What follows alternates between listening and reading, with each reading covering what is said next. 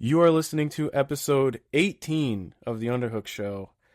As always, my name is Steve, alongside my co-host Chris. Chris, they grow up fast. We are 18 weeks out of 20 into this show, and it is a big one. It is the All-In Texas review and the following television. How are you feeling coming off the big weekend? I'm exhausted, but not body tired. I am wrestling tired because boy, what a weekend it was. But it was a great weekend all around and I will say from all feds. A lot of highs, some lows. I'm just ready to dig in with you, my brother. I think we could start there, because 90% of the show is going to be AEW. What else did you catch from the weekend? I'm still waiting to catch the GCW show. I haven't caught that one yet, but I heard good things about that one too. They've been on a roll lately, as I said. Um, what else did I catch? I did key I caught Saturday night's main event when I was sitting in the hospital after the birth of my boy. Congratulations, by the way. Thank you, my brother. Uh, I do feel bad for Seth Rollins getting hurt. That kind of sucks. I don't like anybody getting hurt ever, even if it's just a bad. It just sucks. Uh, I'm so happy Gunther beat Goldberg because I was scared. Uh, and I'm glad that they cut his retirement speech off at the end because I'm a Bret Hart fan. So He apparently has gonna spill the beans on all like how all this came together because I saw he was on the MMA hour and he was not pleased with how everything turned out. I only watched that match from WWE's weekend. I have yet to catch Evolution, but I heard good things. I have not. I also have not caught Evolution. I did see a review video from Wrestling with Regret, but I heard good things about it. I might dive back in, but there's so much other stuff on the docket I gotta watch still. I got a few things on that on my watch list. I was meaning to hit that today before we recorded. I just did not get to it. But as far as the weekend goes, I did watch Gunther Goldberg, which I liked it. I was kind of hoping for like a 4 or 5 minute sprint. And that's not what we got. But even for a longer match, which for some reason WWE, even to the very end, insists on booking Goldberg in longer matches, I thought it was fine for what it was. I can tell you what I didn't like about it. Not the Goldberg, not the Goldberg. I like that. I like that. I don't want the jelly roll stuff. Uh, I get it, but I seen a lot of discourse on the internet, which we and you both talked about how we need to stay off the internet. Yeah, it's never a good idea, but I mean, it's I hard to see people avoid. come. Let me preference. I don't mind the jelly roll stuff, I guess, because I don't watch WWE. And I seen a lot of people talk about how like, oh well, if it was, but these are the same people that have the Costco guys on their program. My argument to that is the guy's a wrestler. Like, Yeah, like Big Boom AJ yeah, was a he New was a Jersey wrestler. Like, independent wrestler yeah, 25 years and ago. So and I get it. Like they've done this before and everything, but I don't know. Maybe I'm just not that big of a Jelly Roll fan, and I just don't want to see him. I don't know. Maybe that's just me. It's just me being my little soapbox complaint. I'll just echo what my brother asked me because I was telling him about all this, and he was just like, "Why don't they just run Orton versus McIntyre at SummerSlam?" And that got me thinking. Like, one, yeah, like that's an easy match to book, and they have plenty of chemistry from the past. And now the dynamics flipped because Orton's babyface and Drew's heel. You have 2 nights to book now. You need matches like that. You need special singles matches to fire off for a 2 night SummerSlam, which I'm not exactly looking forward to just because of how like disinterested I've been with WWE, especially since WrestleMania. And I'm gonna preface this statement just with by saying, yeah, we never wish injury on anybody, and I hope Seth Rollins is doing well. But the fact that they have to pivot so much of their TV now, I am interested in watching again because that uproots all of their plans. Like weeks before what their number 3 show of the year. Yeah. I mean, you guess you could argue number two because like not even the Rumble isn't 2 nights, at least not yet. So what do we get out of that? We got CM Punk versus Gunther in the stadium. Yeah. And where we were, and we were complaining that Cena and Punk should have been here in this spot, Mm-hmm. which I still think it should have been. Absolutely, yeah. But hey, I'm not complaining that we're gonna get Punk and Gunther. I just still feel like it should have been Punk and Cena here. Like that's just my argument, and that's your Oh, like oh you yeah, said. I'm with you. Yeah, I'm with you too, especially because like I'm not interested in like a Cody Cena double turn or anything like that. But yeah. I don't care about. Like I'm so like I'm with you on. I've been so disinterested in like I still watch Raw when Josh comes by. Like, but that's just how like me and him hang out and we'll watch it or whatever. And mm, it's just so like there's nothing that catches my attention span unfortunately anymore. Roman came back, but dude, that was insane. Like the mics were clipping on that pop. yeah, That was that like the pop loudest was WWE crowd all year. yeah, that pop was insane. And I mean, I will say like it is more interesting when Roman is back on TV because he's not around anymore. Like that, I guess. I believe they confirmed he's going to actually be on every Raw up until the Okay. pay-per-view. So like again, that's I'm looking at Raw 48 hours ago, or I guess 72 hours ago compared to now, and I'm like, all right, like you have pieces there. Like I watched the Lyra 2 out of 3 falls. I really like Uh, that. I, hey, I I, think I'm gonna give her flowers. yeah. I'm liking this Lyra girl now. Okay, Well, and I because think they just found a nice place for her, and they put her with Becky and Bailey, and like I still have to watch a triple threat, which I've also heard very well, good things about. and it's she's not that like I used to call her the momentum vacuum or charisma vacuum. Like, but now I'm like like you said, she's finding her niche. She's finding it, and I'm like, yeah, I like this. Like, hell, turn her heel. I think I like her even better. Uh, Especially like controlling matches. yeah. So I said like that 2 out of 3 falls match was really good. Yeah, I gotta watch the triple threat still. And then like I gotta watch Evolution to begin with, but that like the women's stuff on Raw has been very good. I just wish they kind of gave them more, especially on TV, because I feel like, for example, people pointed out Io just like didn't wrestle pretty much since Mania. Yeah. She had like the Stephanie match, and I don't think she had any defenses. So they have pieces there, and then it's like, okay, Roman's gonna be on TV now. Punk's in the title program. The Rusev Sheamus stuff. I mean, come on, like that's a no brainer. Like they're just gonna do like just meathead beat the shit out of each other style matches. Like I look at Raw and I'm like, okay, I can at least like I'll pick up the phone, so to speak, you know? But then on the other side of the spectrum, got I got SmackDown. yeah, I got nothing. I can't even. I don't tell you. I can't. I haven't watched an episode of SmackDown in so long. But my question is, the Bloodline 2.0 thing they got going on. Why is Jeff Cobb trapped in this? Uh, get my man out of there. Yeah, it's like anybody like remotely Polynesian gets like just grouped into that, and It's like now you got Taller Tonga or Tala Tonga, the tallest Tonga. the tallest Tonga for sure. Uh, yeah, I don't know. The only good thing I could say about SmackDown is that they're gonna go back to 2 hours soon. Yeah, you got my man Jacob Fatu on there. That's the only thing I want to tune in for. To be honest, all gas, no brakes. You got what I mean? Yeah, so I'll keep a bird's eye view on it. I want to see the full SummerSlam card. I'll probably watch it regardless. I mean, it is SummerSlam, you know. I'll probably have it on.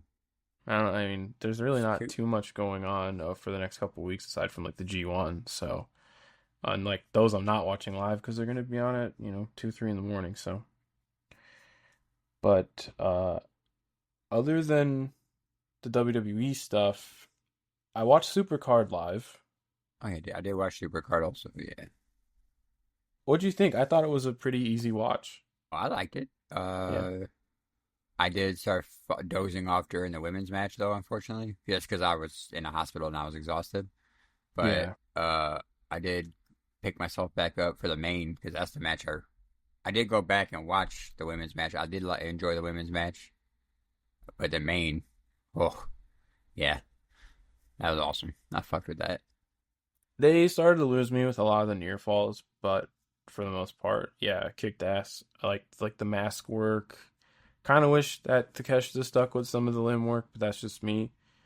Um, Overall though, I thought it was a good show. I really liked Athena Thunder Rosa. Like some stuff we were saying last time out, proved to be true. It was one of the better Thunder Rosa matches in a long time. Athena looked like she dislocated her shoulder at points, which was gross, and then just rocked up to the stadium the next day. So credit to her. My match tonight though, Blue Panther and Lee Moriarty. I thought they tore the house down. Yeah, I actually liked the opening match with Hechicero and Oku. Yeah, my stream was not cooperating during that match, so I can't give an opinion. But Yeah, I really like Michael Oku. Uh, and then Red Velvet, right, has the women's. they're doing like an interim Yeah, thing because she's hurt. But that four way was a lot of fun with I like. the TJPW girls. Mina wrestling them for the first time in a while because she started there on Tokyo Joshi Pro. That being with Yuka and Miyu Yamashita. And then who was the fourth in that match? Oh, Persephone from Yeah, CMLL. That was a lot of fun. I think they're kind of doing a test run with Mina because she's really popular, but they haven't really like committed to any sort of push yet. yeah. I think that's a Also, good way to good way to heat check. shout out to Adam Priest, huh? Yeah, he lost, but hey, he was on Ring of Honor. Yes, and someone said in the Violent People Discord during tonight's show they'd love to see Adam Priest get in the pure division just to like be a shithead and bend the rules all the time. I'm like, I would love to see that. Yeah, because he came up with relaxed rules, I think, in DPW. Yeah. So putting him in the opposite of that would be really really funny to see. Um, but with that being said, if you want to get into the big one, I got my time cards pulled here. Rock and roll, brother. This is AEW All In Texas, their biggest show of the year, coming from the Globe Life Field in Arlington, Texas. Did you catch anything from the pre-show? Uh, no, no, I did not. I had it on, but I think the stream was kind of jank on my end. Mm-hmm. I was actually trying to still order the pay-per-view like up until the final hour to get. I did tune in to see Big Boom, and Kyle O'Reilly and all them. I seen that match. I did see that. Yeah, I thought the matches on this one were all, for the most part, pretty good. And that's not something you're always going to get on these 0 hour cards. The biggest mistake I made on Saturday in general, I watched the entire broadcast. So did I. Well, I had it on, but Like noon to 7, noon to 6:30. It yeah, was a lot. And I had to go back and watch some of the bigger matches, which I'll talk about once we get to the card. But yeah, the Costco guys tag again, like it's just like a perfect fixture for this type of show, you know? yeah, it was. They brought the boom, Mm-hmm. and shout out Trent Beretta for shoving that kid. Pie Face and Big Justice. And Big Justice hit a better spear than Goldberg. Just saying. We gotta get the Big Justice Rocky Romero singles match. Please. Oh, and then the main event of Zero Hour though was Yeah, FTR versus Mock, another good FTR Outrunners tag. and they dressed like Newports. So, Yeah, they did. Thank you for bringing that up. I nearly forgot. oh, I Holy did it. shit. I saved that picture. You got the big gear for the big show. You I, can't go s- bigger than the I, s- Newport I, s- tights. I s- this is why they're my dogs, right there, right Yeah, that was there. that was incredible. Someone posted like them next to Lance Storm in the Marlboro tights. Boom. So Get a cigarette. A cigarette aesthetica being kept alive. But that was 0 hour. It was fine. Like I said, the FTR Outrunners tag probably the best match pound for pound.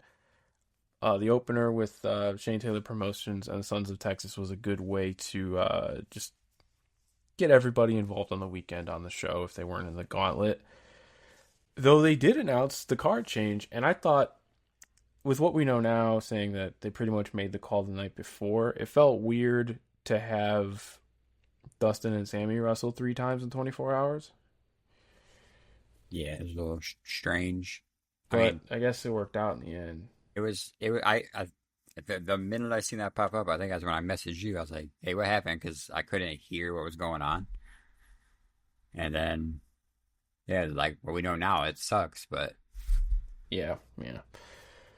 Well, that being said, All In kicked off with the AEW World Trios title match. The Ops successfully defending against the Death Riders and Gabe Kidd in 14:29. I get why this went first because of the angle. I don't know if I would have actually opened with this. I don't know about you. I would have opened honestly with the Casino Gauntlet, the men's. I am with you 110%. Swear, I would have flip flopped these matches. Yes, absolutely. Yeah, I would have flip flopped them definitely. But teachers, like whatever, can't complain about now. Uh, I will say their Death Rider entrance coming like in this open stadium was badass too. I don't know, I just the aesthetic was awesome of this whole night. Oh, it looked fantastic in there between the setup and like I think for how many shows they've been running in these more intimate venues, they've saved a lot of their budget on pyro and they blew it all on this show. But I'm like, hey, this is when you got to do it, you know? Oh yeah, you don't get that Cody Rhodes budget no more. Everything just looked bigger and like more polished, and like the pyro just seemed huge. Like when it did go off, yeah, I'm with you on that. It looked awesome in there. I couldn't get over that for like half of the show. I just wish that half of the show was the whole show, but we'll talk about that later. But I thought the opener was fun. A lot of the individual interactions were really good. I liked them all slapping Yuta in the corner. That was a nice bit. Oh yeah, the part Samoa Joe was like, "Look at this," and he slapped him again, dying Yeah, laughing. just Samoa Joe wrestling in a stadium warms my heart. And with the post match angle, I believe he's doing a press tour for Yeah, Twisted Metal. So that's good that he's not hurt. He's just dealing with other stuff right now. No Hook in the match. I wonder where Hook is. Yeah, I hope he's okay.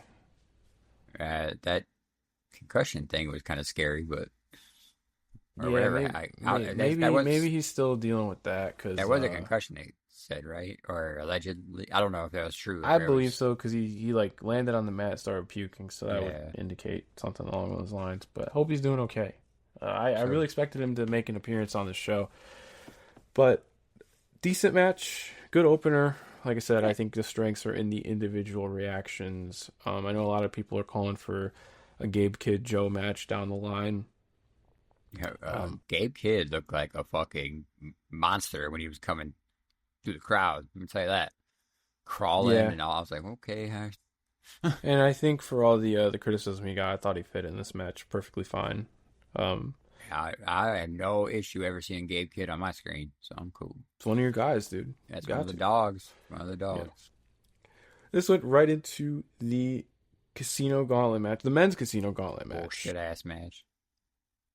Honestly, No, I like the match, but I where's he was a at? little underwhelmed by this though. Yeah, it wasn't anything to write home about other than Juice Robinson coming out looking like Bo Dallas. He Uh, was really the he Shining was really spot. the Yeah, that only was it. surprise here. Yeah, He looked crazy though with the suspend like the over not the overall look. He looked like 2005 Undertaker somehow. he looked like Bo Dallas too, like a mixture of Bo Dallas and Undertaker. He looked Please crazy, grow but I'm that. glad him and the Guns are back. Yeah, please grow the facial hair back. Just, Yeah, yeah, dude. But but yeah, no, I was. It was it was very underwhelming because they kind of announced everybody before the match started, minus Juice Robinson. So kind of took you out of it a little bit. Same thing with the women's later on too. I think the women's at least had a couple wild cards in there. Juice fits that description too, I would say. Though I think for how this match ended up going 34 minutes 52 seconds, I feel like a lot of it bled together. I think it was just too long in general for what they were doing. I did like the finish though. I liked MJF stealing the win off of the J Driller. I think that just adds more fuel to the fire. And as we see tonight, Briscoe's clearly not done with MJF. Uh, so I think it was mission accomplished with the result. I kind of figured when the match was announced, like MJF's gonna win. Then I talked myself out of it, but it makes sense. I'm not Man, upset. I had a great theory. We had a great theory going last week. On paper it would have been good, but not.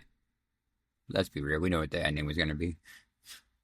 I'm Yeah, just sad I didn't get to see a yeah. No, pops. no Monty Brown, no Kevin Von Erich. Although he did it the Iron Claw in the pre-show. I He forgot to did mention show up that. though. He did show up, so we were kind of half right. He showed up. Yeah, no Jay White. I hope he's okay too. Like I guess he must have really messed up his hand. So Yeah, I was.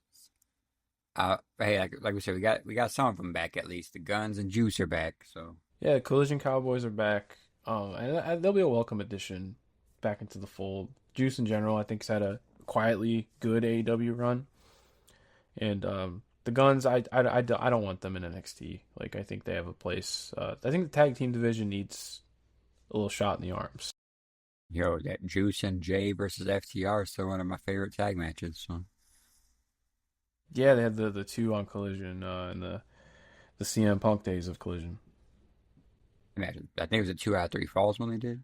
Maybe no. Yeah, they had two. Yeah, so they had like a 45-minute match the That's first the week. that's the one I'm talking about, the 45-minute one. Yeah, Then the first one. the second week they did 2 out of 3 falls. And that went like an hour. I remember those matches were badass. So this is kind of where I think I would have switched some things around. We talked about the gauntlet match. I felt like going from the gauntlet match to a four-way match is just like too many multi-mans, right? And the six-man tag. But if you look at the card, Mm-hmm. unfortunately, I think you had no way around it. I guess so, unless you maybe If put like if you the tag title match in between or something. But even like I'm gonna say because like all these matches are multi. They're like, hey, everyone's gonna get a payday. Let's go. hmm which that's great. Hey, Tony It's Khan's you're a real one. shortest match of the night. 14 minutes 23 seconds is your shortest match of the night. And let's fucking go. Yeah, if you're mad about this, I don't know what to tell you. Like, kick rocks. Like, when this four-way was announced, that being Adam Cole forced to vacate. We'll talk about the promo in a second. Forced to vacate. The replacement match is a four-way: Dustin Rhodes, Daniel Garcia, Kyle Fletcher, Sammy Guevara for the vacant title. No interims. Like, this is a clean cut uh, vacancy of the title. I almost said vacation, but that Cage doesn't work. match spells vacant. Really crazy, by the way. It's because it's a German site. I never knew that. Never mind. So when you see tag by like tour shows, Yeah. that means Oh, day.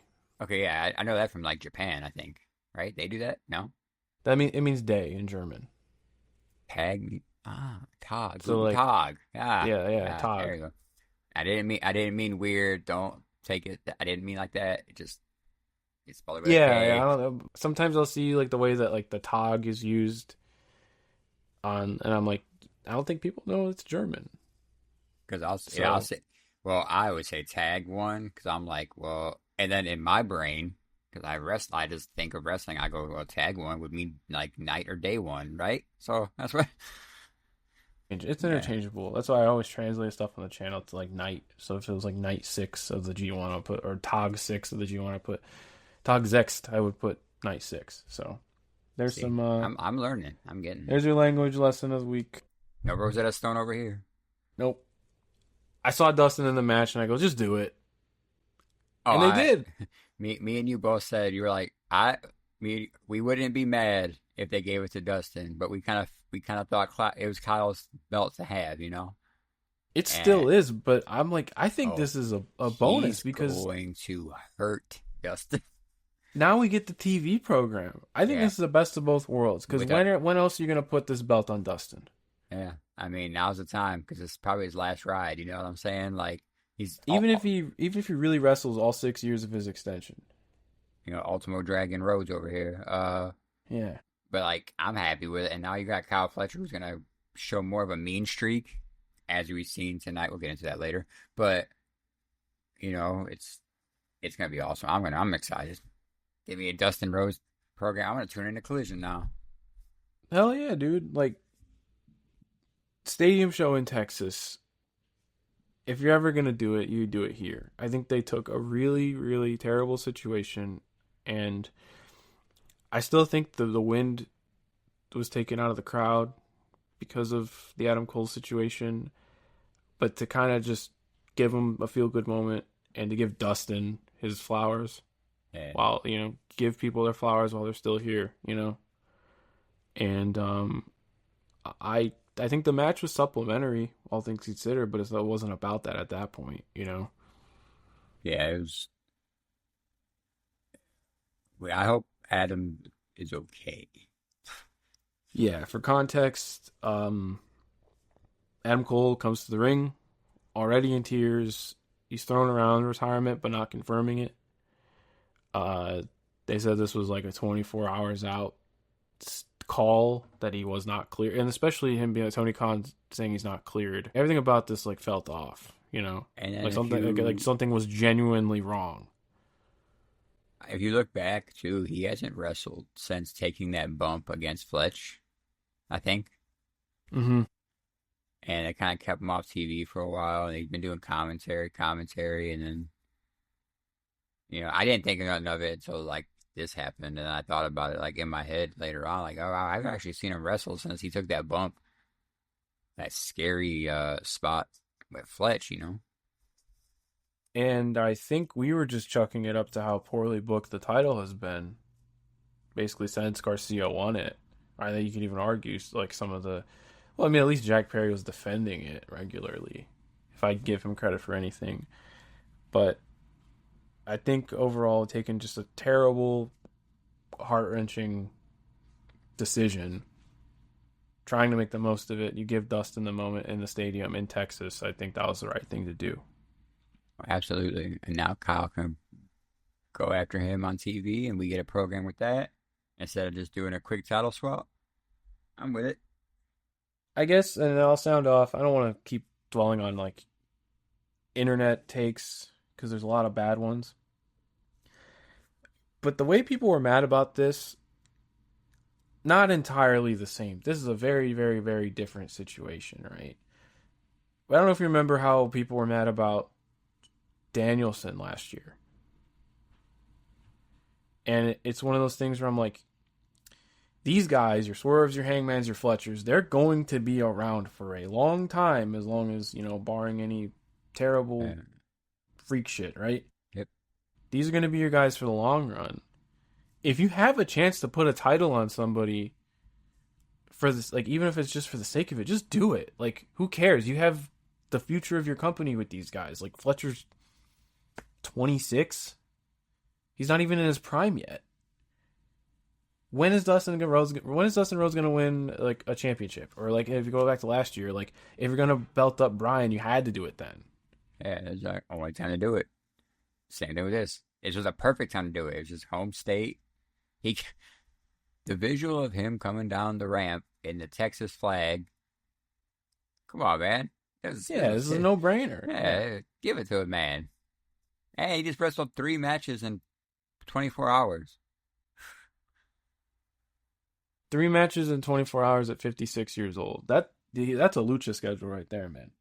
Hey, he had Canadian Destroyers. Come on. Yeah. We love Dustin, and Dustin slander on this podcast. Yeah. I would say long may he reign, but Black Rain might not be in the cards, but I'm going to watch all of it. No pun intended with that rain, Black Rain. Oh, God, yeah. Now we're getting into some of the marquee stuff. They did the big wager match between the Young Bucks, Swerve Strickland, and Will Ospreay. Young Bucks lose, they lose their EVP status. If Swerve and Ospreay lose, they can't challenge for the world title for a full calendar year.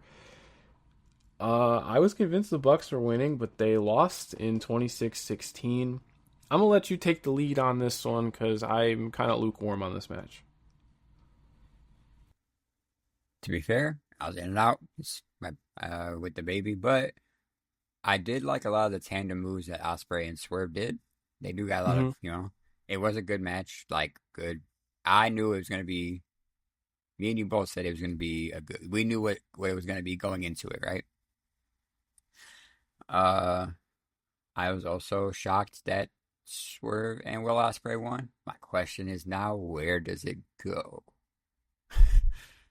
Yeah, because Osprey to a degree, I he was mentioned in the opening promo, but like everybody else, I feel like it from the big angles were on TV. So the rumor I'm hearing is since, well, I could be wrong. This could just be 100% fake, but with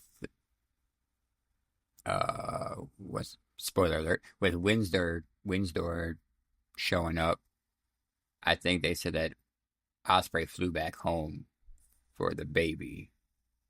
Or, but that's not the right true because that's not even their kid. Never mind. Carry on. They're married, but it's not. He's not the father, biological father. You know what I mean? Yeah, yeah. Carry on. Don't listen Uh, to the internet. sure.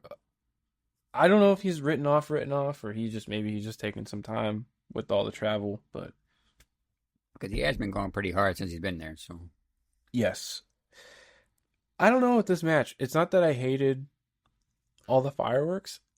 I think I just felt like this was two halves of a match that didn't gel. Cause like the beginning of the match, it was like the Bucks were in control. I'm like, oh, maybe they're trying to do something different. And commentary kept putting over how like, they've been teaming their whole life, and like Swerve and Ospreay haven't. I'm like, well, in your own company's canon, Swerve's an accomplished tag team wrestler. He's a former tag team champion multiple times, if I'm not mistaken. At least him and Keith Lee at least had the one run, right?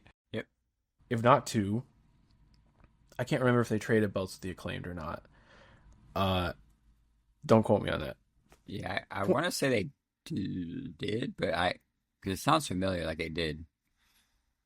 Oh, Something I want to take a wild guess and say they won them at Arthur Ashe and then lost them back at Full Gear.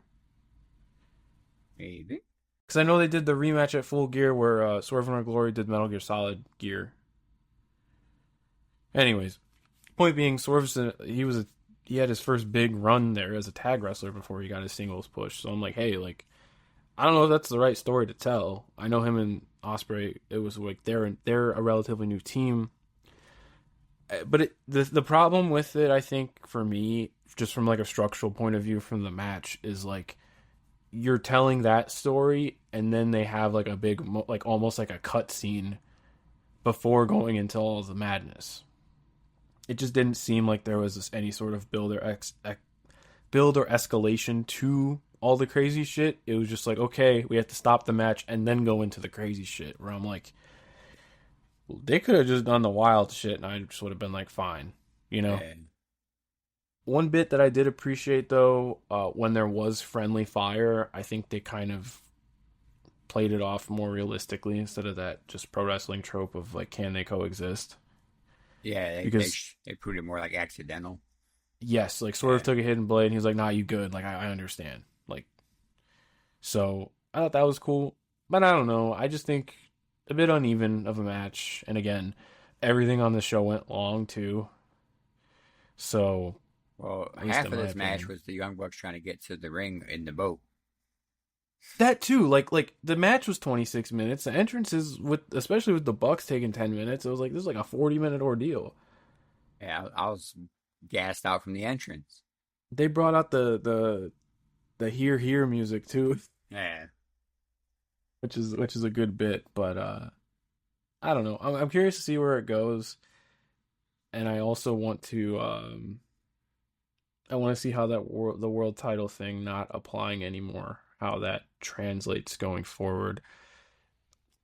But moving on to the women's casino gauntlet match, 27 minutes 1 second. Athena won. Holy shit! Let's fucking go.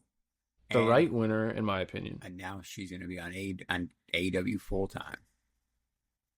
I feel like now in general, because as you saw with like Bandito, Nick Wayne, and Athena all kind of being regulars now, I feel like now they're incorporating Ring of Honor stuff in a lot less of a cluster than in years past.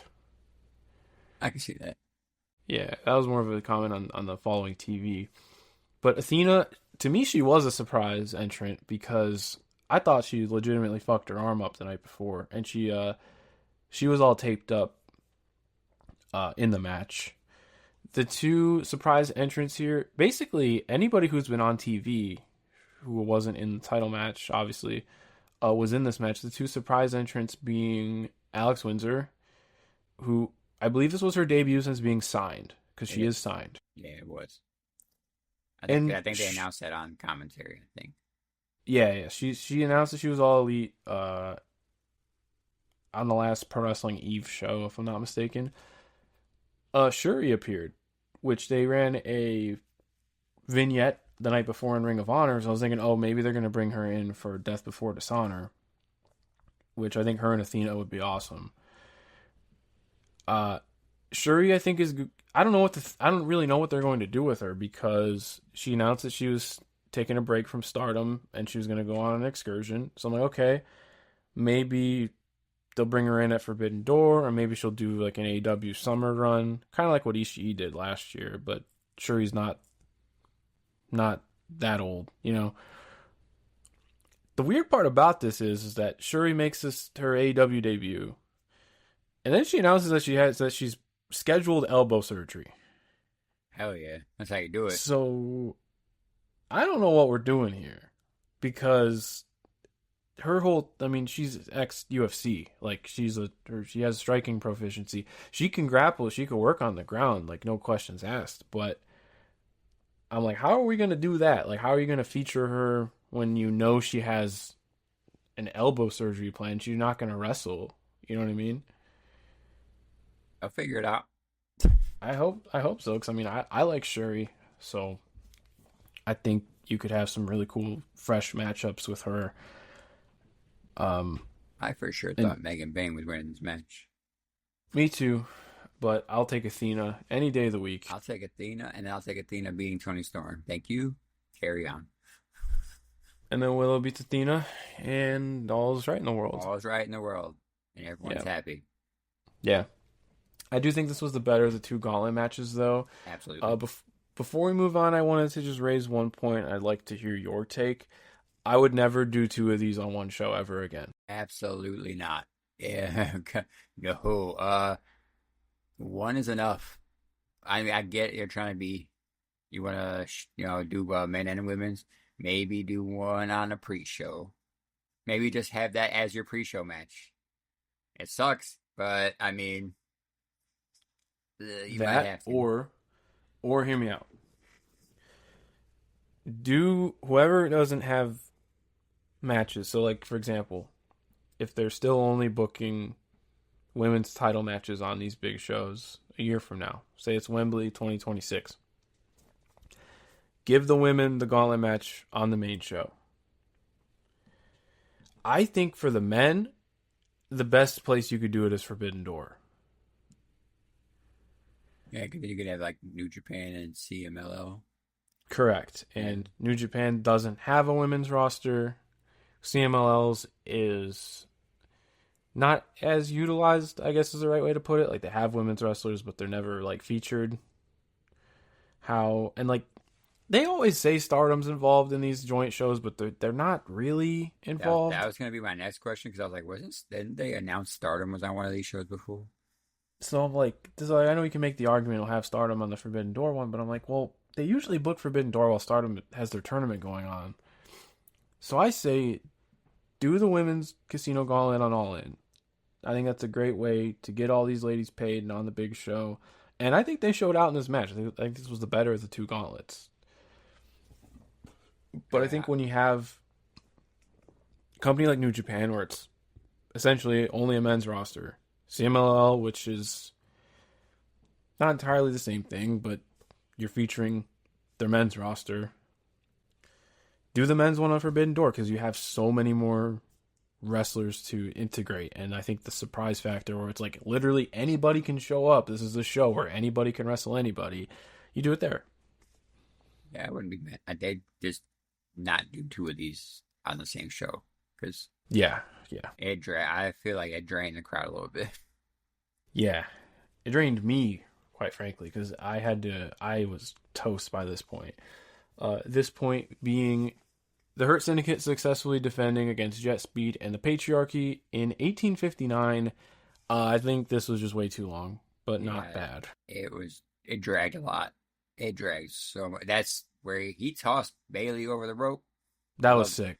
Yeah, I mean it was awesome. Bailey and Jet were the small guys that we wanted it to be. They need the Hmm. patriarchy, but I understand it's set up for this stupid. Yeah, Edge made the save by stopping him to his pyro. He did a Jeff Hardy thing. Yeah, on this day. I didn't hate where that really led. I don't know if I like where it's going, but we'll see. But I thought tonight was inoffensive, to say the least. Which again, alluding. But as far as the match goes, I don't really have much to say on it other than I thought it was too long. But yeah, Shelton just launching Speedball outside the ring was easily that's my takeaway from the match. That was the best part of the match. The only thing I'm gonna say about this was that never do that West Side Gun live intro again. I love West Side Gun, Love it. but I think that they should just have the crowd sing it. Yeah. West Side Gun MVP could was be out incredibly there. off time too. They were all off time, every last one of them. I But think that's got to be hard to do that's what I'm saying. You're in a in stadium, a so it's stadium. probably Yeah. like yeah. But no, that was my only like that was the only issue I had. I was like, mm. Do you think they had like in ears in? I wasn't paying attention. Well, yeah, because I think West Side kept messing with his ears. Okay, because I'm Yeah, like between the in ears and how sound travels in a big ass stadium like that, that has to be incredibly difficult. So I'm not like ragging on them, but I think just more so like the practicality of it. yeah. Let the crowd do it. That's like how awesome is it? I mean, shit. Have you been to an AW show like when since the Hurt Syndicate have formed? No, not Dude, yet. it's sick. Like it's one of the best parts of the night. Yeah, Just we coddle everybody in people. unison. Yeah, like when everybody's doing that, it's the coolest thing in the world. So like, let the stadium do it, and it'll come off like $1 billion. That's all I'm trying to say. I do it when I'm in my house. So I mean, There you go. Now just times that by how many people were at the show? Like 30K, 29,000. So let's yeah, see, times 29,000. it echoed. I fell asleep after this match. I was still going. I'm still pushing.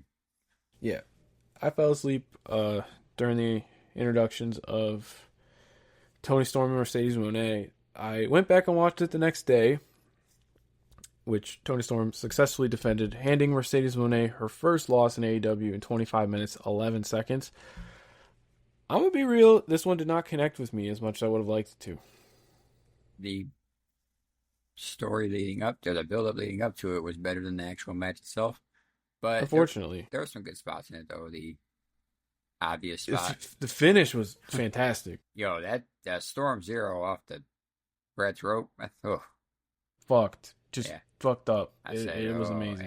and she took a lot of those Storm Zeros too. Yeah, I lost in a. I did the DraftKings free pool for this show, and one of the questions was like, how many storms, like over or under 3.5 storm zeros, and I'm like, well, she's not gonna hit more than three. Then she hit three in a row. You're like, huh? Yeah, I still won $1.38, so we eating good. Are we out here? Yeah, everybody eats now, but It wasn't a bad match by any means. no, Yeah, not a bad match. Tony Storm's entrance was sick as fuck. Yeah, but the new filter where Everything's they're like kind of everything's red. Yeah, yeah, red shines through, but the rest is all grayscale. yeah. And then Monet had the coat with all of her victims on it. That was pretty sweet.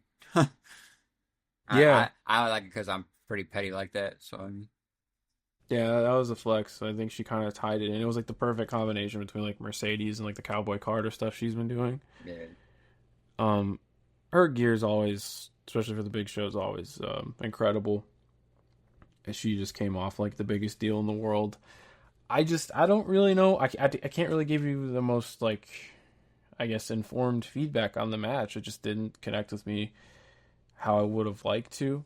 I'm not giving up on this pairing though. I think if they ran it back, I would still be very interested in it. But when the ending is paramount, they did stick the landing because the right woman won. And the finish was fucking awesome. Yeah, And I'm glad that was the finish. I thought she was gonna kick out. yeah. I was had Josh was actually at the hospital with me and my wife and stuff, where we were chilling watching the pay-per-view on my laptop, and I was standing up and I seen the Storm Zero off the top or the Brett's rope, and I turned my back and I was like, Josh, if she kicks out, I'm about to walk out of this room. But she didn't, so I was so happy. Yeah, I think overall I'm excited for a Tony Storm Athena program, and I just like the idea. Well, one, if you're gonna burn the Mercedes loss and it's not on somebody like up and coming, this was kind of like a, I guess for lack of better words, a kingmaker performance. Like Tony's undisputably the ace of their women's division now. Absolutely, yeah. And I like the idea of Mercedes, like she wins everything, but if this is like the one thing she can't, the one hurdle she can't get over, it gives her something to chase. Because even if she only has the one contract here, she still has that one thing that she can't get to, you know? Yeah, I wonder if it's gonna be one of those things where she's gonna start losing all of her belts, and it's gonna be like one of those in order to gain what you want the most, you gotta lose everything you had kind of situation. Yeah, that story writes itself. I would wonder who you drop the TBS title to, because I think you have a whole mid card that could benefit from it. That's an exciting question to ask. I mean, Willow, just saying. But, Yeah, I think for now, I don't think Willow's going to be the one to beat Tony Storm, but Willow has to have that world title at some point. Like, what are we doing? yeah, I think, yeah, that I mean, Willow and Stat should not be in that bracket anymore, but unfortunately, that's just what they're doing. I think you could put it on Megan Bain if you wanted to just kind of test run her as champion. Or hell, even like Queen Aminata, I think needs more to do. So, put it on my new favorite, Tekla. I'm not being to- facetious. Toxic Spider. I'm not being facetious because tonight I was sold. Yeah. I want to just see her and Aminata have the blow off, man. Me too, but we'll get there. Yeah, we'll get there. Overall, though, I like where they're at with this world title scene. It's probably the best I felt about it um, in a while, just because, you know, the Hollywood ending happened and we didn't know what the hell was going on. We didn't, and like the initially the build of the Mercedes match wasn't that great, but they got there. And then now I'm just immediately excited with tonight's segment. So I feel really good about it. We love Tony Storm here and just want to see where it goes next. Okay. Yes. They structured the end of the show Wrestle Kingdom style with all the big matches one after another. And I'm glad I went back for this one. That being, you were right. Kazuchika Okada unified the Continental and International title, defeating Kenny Omega in 31 minutes and 5 seconds. They still got it, Chris. Hey, I was genuinely shocked. This match fucked. It was different. It was different, it was but very good. So it was different from what we're seeing because we're used to seeing because we're used to seeing the Japanese style. So they had to wrestle an American style pay-per-view match, I think. But I fucked with it. I liked it. They were slower because they're older, but it could have not used the Don Callis interference, but whatever. I'm not. That's not gonna nitpick about little things. Yeah, I could have done without that too, but I think I could have done without the interference, but I liked what the story they were telling, where not only is Kenny just not the same wrestler he was 8 years ago, but Okada, it's not that he's a different wrestler, it's that he's willing to win by different means. Okada's whole run as the ace of New Japan was just being the best. And he's wrestling the Okada match. He's going to beat you how Okada beats you, right? Here he's going after the diverticulitis. Here he is taking some shortcuts. Here he's just being a little bit more underhanded. And it's like a whole new dimension to him. but they still played the hits to a certain degree, like the Dragon Sleeper, the Avalanche Dragon Sleeper, which I think they tried to play it safe, but Okada still landed on the side of his head. Yeah. Oh, mm. My man Yeah, said, "I got this. Don't worry." yeah, and the missile dropkick as well as a callback. I didn't pick up on everything because I did not rewatch these matches. I simply did not have time to rewatch the whole feud because like the shortest match it was the G1 match. I think was like 29 minutes or something. So, but just yeah, they still got the magic. I uh, I was shocked at the result, but I also think this is just kind of where we're at with Kenny now, to where he is gonna have to take some breaks. Yeah. Uh, I'm sold on that belt though. Okada looks awesome with that belt. It gives me kind of Triple Crown vibes, like the current Triple Crown design. Yeah. Belt's awesome. We'll talk about that music. Yeah, it pissed me off. But Speaking of music, I started dozing during Kenny Omega's entrance. Who that guy singing was starting to, I was dozing. I was going to yeah, sleep. they're letting him play the whole song. But uh, I don't know. I think I'm cool with this being the last one, just to finally give him the big stadium match in America. This was supposed to happen. I think the initial plan was to run this at Madison Square Garden in 2019. So you think they run it back to Forbidden Door? It's not in America. Just saying. Maybe not. Maybe not. We'll see. But That's my guess. Just because Don Cal is still bringing up his name. You know what I'm saying? yeah, I don't think it's over yet, but we'll see. yeah. We'll see. We'll see. Overall, though, I just think this was really good and just a really nice spin on the series because all they had to really do was go out there and play the hits, but they didn't. They gave us something new and not in a bad way. It was refreshing to see them work a different style and still um, provide things that they really only can. You know. Yeah, so I was happy I rewatched this because like I said, I like woke up to the finish and I was like, oh, all right. Like, But oh, no, I made sure. Chris was right. Yeah, he was. I don't know how I get. I was like, I was like, I'm gonna go with the nonchalanians. I'm gonna go, okay, Yeah, and there's because a all signs direction. pointed to Omega. I just didn't know what they were gonna do because like Omega, even if he's like not wrestling all the time, he was at least on TV damn near every week until like they wrote him off. Uh, and Okada, like it's public knowledge that he's on a part time deal. Yeah, So I just wasn't sure what they were doing. But yeah, love this match. Really, really good stuff. I mean, I don't know what else you'd expect from these two. I know we had hesitation just because of time and injuries and Okada's hit or miss track record in AEW, but no, they got there, man. Uh, Main event time, and oh boy, uh, match of the night by a country mile, in my opinion. absolutely. One of the finest all year from any promotion. Hangman Adam Page defeats Jon Moxley in a Texas death match in 35 minutes and 53 seconds. And for how long this match was, I was hooked. Hooked, line, and sinker. Shout out Texas in July. Because this match took place in Texas in July. I think it's hook, line, sinner. That's neither here nor I'm there. about to say, I was But, like, asterisk. all right. Yeah. I wanted to shoehorn Texas in July into the show. But, dude, this match was insane. This was what I waited 7 hours for. Uh, the fork instantly. Uh, Jesus Christ, it was great. Here's what I loved about that.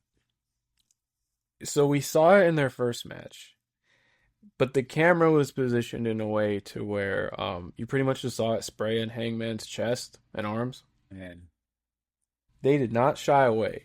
With the nature of pro wrestling, you know, I mean, obviously in deathmatch stuff you are going to see like this, but I'm talking just like major TV pro wrestling, right? There's the magic, someone will disappear for a while and then they'll gig, right?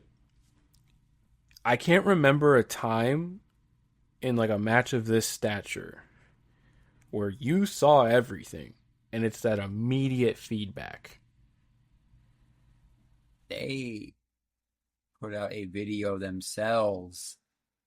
I think it was AEW, maybe, uh, of a slow motion shot of Hangman just stabbing Mox in the face or in the head, and you see the blood just start like spraying out.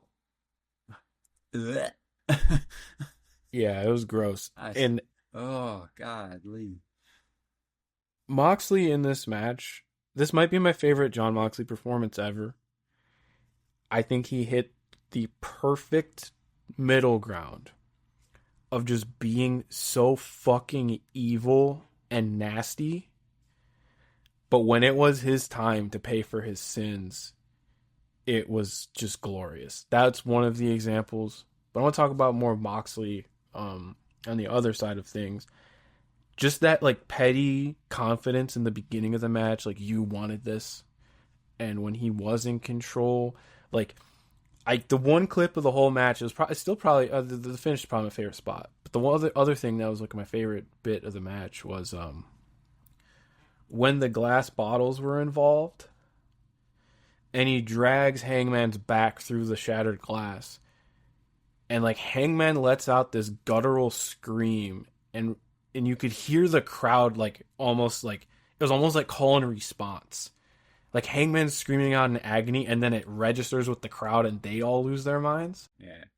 Like I felt my soul leaving my body during that shit, dude. Like it's another one of those you could tally in the column of extreme violence does have a place in pro wrestling, because this is what it took to cut the head off of the snake. You know, uh, all of the gore was fantastic. Both men's blade jobs. Well, Moxley's wasn't even a blade job.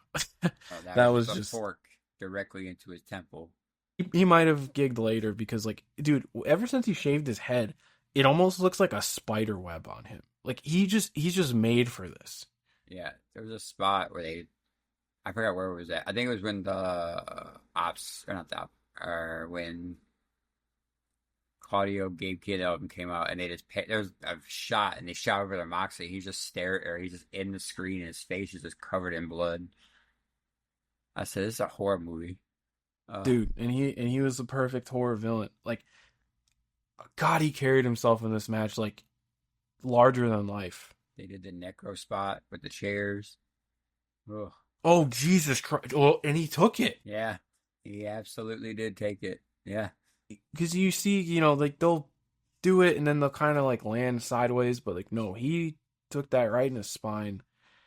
That's always scary, and yeah. especially because it was like a not an avalanche one, but he like positioned himself on the top rope for the power bomb. It wasn't like he threw him at it; like he landed spine first onto the headrest of a chair. I think it was Marina took the dead eye. I think they did that. I know she went to a table. I just can't remember how she went to Death it. Valley Driver, Okay, that was it. Yep. apron Death Valley Driver through the table. Yeah, everybody in the Death Riders got their comeuppance, and I actually was okay with how they handled everything. I like how Osprey. It makes sense for Osprey to be the first one to lead the charge and just immediately just get owned.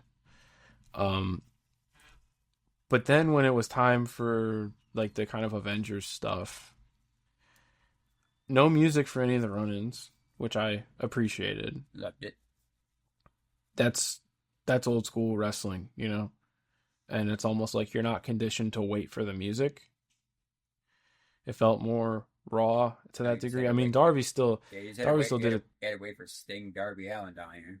I mean, yeah, he still came down on the thing, but I'm like, hey, like, what a way to descend down from the mountain, right? It's some symbolism for you. I'm just glad Darby's back. I think AEW TV is better when he's back, and I hope it means Moxley's not going away anytime soon, like we all kind of thought he would, because he put himself through any sort of blunt or sharp object you could imagine. He took in this match, and probably bled a pint. Uh, Danielson coming in with the Blue Panther mask. I mean, that's Can't ask for more than that. I was just happy to see him again on my TV. Him coming out in the Blue Panther mask and not trying to disguise himself anything other than Bryan Danielson was such a Bryan Danielson move. Yeah, like it was perfect. Um, and then the swerve bit, I like how he just kind of like threw the chain into the ring. I know that the shot of him kind of smirking at the end is meme to oblivion now, but I kind of could have done without his reaction post match. I think I would have rather him just kind of been like, "All right, do it," and then him left. Yeah, But we could talk about the finish now. I saw the bed of nails under the ring earlier. I just didn't know like when we'd get to it. I out loud said, "Yo, that's a bed of nails." And then It it when they was. pulled it out, and I said, "Hey, there's that bed of nails." Uh, Yep. Which Moxley took it. Hangman didn't. the Hangman was said, listen." he's like I ain't doing that. He's like, "You'll get me in some other shit," and he safely took that. Mox said, "I got it. Don't worry. I'll take the flattest back bump on this bed of nails that you've ever seen in your life." Oh, Dude, he was so good in that, man. Oh my god, I can't believe it. Like, I mean, I can't believe it. I love John Moxley, but I'm like, holy fuck, dude! Like, he really did save the best for last in this title reign. Buckshot lariat onto the bed of nails. The chain is in the ring. I like how they didn't get there immediately, like, because we knew what he was trying to do. yeah. I like how they Threw messed him it over up. the first, yeah, threw him over the first time Moxley gets out of it, Yeah. whether it was planned or not. And they played it off though, because it was all like one fell motion. To me, I think it ended up benefiting the match because it was almost like Moxley knew it was coming because that's how he lost the last time. Yeah. And you're just trying to fight it off. But when he did get into it, last time it was more of like a 3 to 4 second immediate, I'm fucked, I have to tap. But the way he like convulsed and squirmed and it was finally time for him to face the music. I can't remember a more satisfying finish than that tap out. That fucking pop was insane. It was nuts. It was a good one though. It was so good. I love this match. I can't again. Like as much as I'm excited for this Hangman run, and he obviously like this wasn't a carry job by any means, but I was just so floored by how good John Moxley was in this match. How nasty he was, but then again, like when it was time for him to eat shit, he did it in glorious fashion. Uh, I know Hangman wasn't the original plan, but I think this was probably the best outcome, all things considered. Oh, absolutely. And for him to get back to the top, there's not a more statement way of doing so than how he won this match. And I like that he couldn't, like, at first he was struggling to open the briefcase. It was like a very real, like in the moment kind of thing, but it just came off a lot more genuine. Yeah, I was like, please take the camera off him. Please take the camera off. Yeah, Because but you have him on there for a little bit, but don't sit there and watch him struggle. yeah, but other than that, What we I saw the belt, the big beautiful belt again. that still had Danielson's nameplates on it. Nice detail over there too. That's crazy. Like the belt hasn't been seen for 6 months. And they did nothing to it. That's awesome. I like that though. Yeah, yeah, it was a nice touch. But you got, I know I wax poetic about this match. You got anything else on it? Go watch it if you haven't. That's all I got to Yeah, say. yeah. Watch this whole I mean, card. You could probably like skim through the casino matches, but the bottom half of the card, the last three matches were really good. So yeah. I don't know, like despite the highs of something like the Texas Death Match or Okada Omega, I don't know if this is their best show this year, but I think the big stuff all mattered and they all stuck the landing, and that's all just as important in this environment, I would say. I yeah, I can agree with that. I just I'll say to me, my opinion is it is one of their better shows, or probably top three shows this year, in my opinion. I gotta go back Yeah, and it's like this, Double or Nothing, and then Revolution. I mean, Revolution had its down spots, but I mean, you could almost see them modeling like they're trying shit coming into the show. Just think back to Revolution. They did the cage match, the Omega match, and the title match back to back to back. yeah, Here they did their three biggest matches in succession. So maybe that was Tony Khan kind of just trying shit, seeing what works, seeing what doesn't. But yeah, overall, not a bad show. Just to me, I might be skipping pre-shows on the night and going back to watch them the next day because this was just too long. for a show that started at 12 our time Yeah, to damn near 7:30, 8 o'clock. yeah, I would say you could not a bad show by any means. Maybe just too much of a good thing. That's a good way of putting it. Yeah, you want to keep rolling and get into TV? That's rock and roll. We're gonna keep going right into tonight's show, which was the first of six from the Aragon Ballroom in Chicago, Illinois, on the north side. The venue looked great. It looked awesome. A little FOMO, but I'll be okay. Yeah, still figuring out if I'll be able to attend any of these shows. But you'll hear about it on here if either of us do. Um, Surprised that it was only floor seats. Like the layout of the show felt very like almost Ring of Honor. That's where I got the Ring of Honor vibe instantly when they were coming on with the stage. I just like the whole setup. I was interested to see how it was gonna look going to concerts there, and I kind of figured the stage was gonna be your ramp, you know. Yeah, because that's straight up the stage, right? Yep. I've never actually been to a show there. Yeah, I'm almost positive that's the straight up stage was whatever. Yeah. So, but yeah, I like the look. I like the look of it. Interested to see. Like I said, I got FOMO because of the matches they announced for Collision, but we'll see.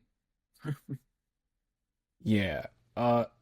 Cold open, or actually they might have ran the theme song, but right into kind of rah rah from our new champion. My stream was messing up here, so it literally I turned on HBO Max at 7, or when it started, and it started with Hangman Page coming out, but then it started going to like commercials, and then it kicked back into Hangman Page. But Okay, there so was like 5 commercials that and then but then yeah. okay, so you didn't get the whole promo then. No, I got the so he came out and then as he was coming out it went with those commercials and then it kicked back on right when before he started talking. Okay, yeah, Yeah. So I got the whole promo. It was just like my stream was glitching okay, for a yeah, second. for sure. Uh, Kind of a long promo. I feel like this is me nitpicking, right? But it was very much a celebratory promo, which is fine. But it almost felt like I think I would have personally preferred him talking about the task at hand, considering they opened the show with Hangman, they closed the show with him kind of giving it to Moxley again. He didn't talk about John Moxley at all, like in the promo.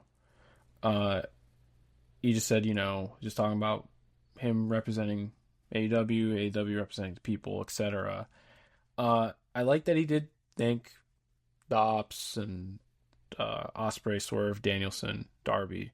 He didn't thank Willow Nightingale. That motherfucker. She was huge in the Death Rider story. Sure You was. think Jay White? Jay White wasn't at no All in Texas. I mean, I wish he was. I, he was on our list.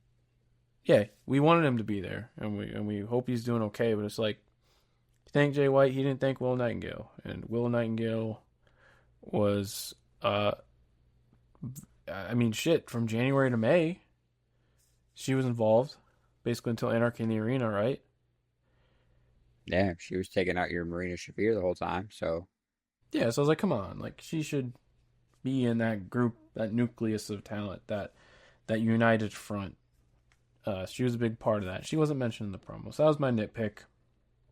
Overall, I thought it was fine. I think this was more of a stopgap show until we get into his first challenger. Hmm. But yeah, this was more of just taking the victory lap. Uh, and he said that he's the champion of the fucking world, which was awesome. The whole Verbatim. fucking world. Yep.